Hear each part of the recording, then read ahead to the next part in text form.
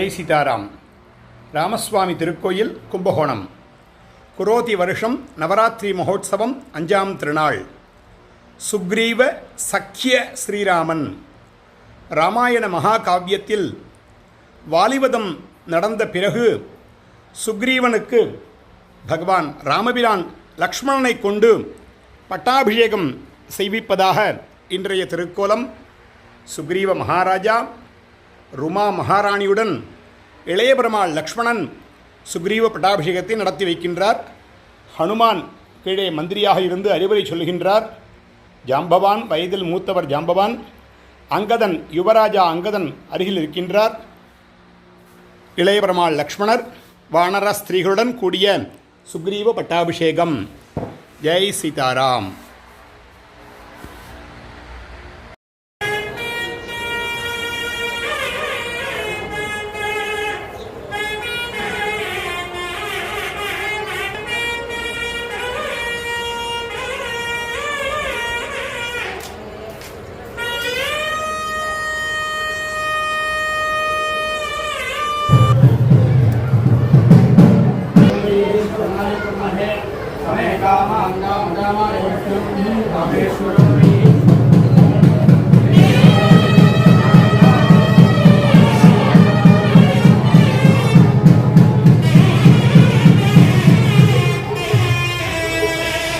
ராமன் கோதண்டராமன் மகாலட்சுமி சீதாதேவிகள் ராமாயண மகாகாவியத்தில் வாலி வதத்திற்கு பிறகு சுக்ரீவனுக்கு இளைய பெருமாள் லக்ஷ்மணாழ்வான் பட்டாபிஷேகம் செய்வதாக இன்றைய திருக்கோலம். சுக்ரீவ சக்கிய ஸ்ரீராமன்.